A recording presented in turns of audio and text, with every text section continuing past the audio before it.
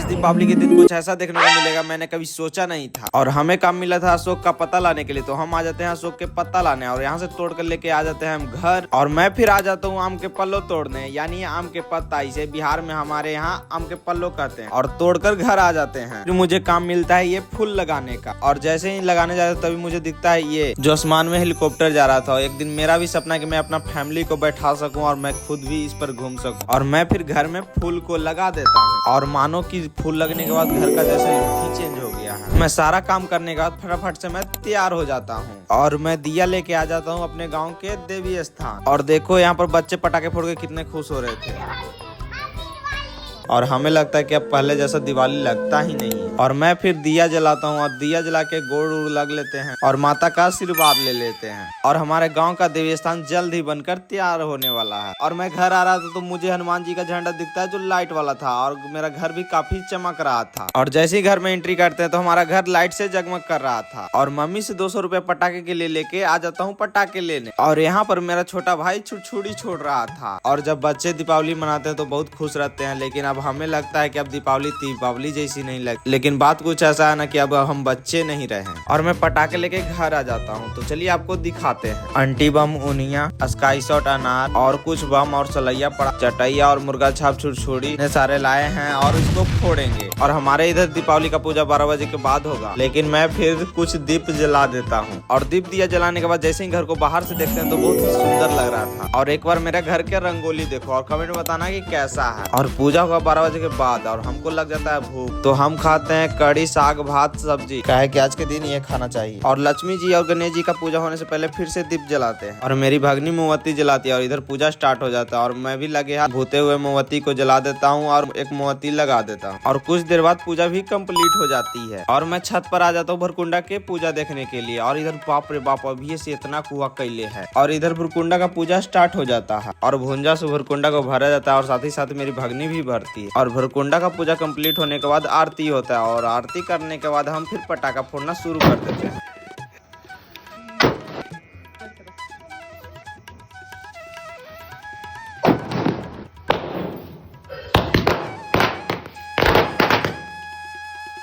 और पटाखे फोड़ने के बाद हमारी भगनी छुरछुरी जलाती है, और यहाँ पर फिर हम घिरनी नचाते हैं और कुछ अनार को जलाते हैं। तो फैमिली के टाइम एंजॉय करते हैं, और जो असली खुशी मिलता है अनार और घिरनी को नचते हुए देखते हुए। तो आज के ब्लॉग में इतना ही, तो मिलते हैं नेक्स्ट ब्लॉग में। तो आज का ब्लॉग बनाने में बहुत ही मेहनत लगा है, तो लाइक एंड फॉलो, सब्सक्राइब।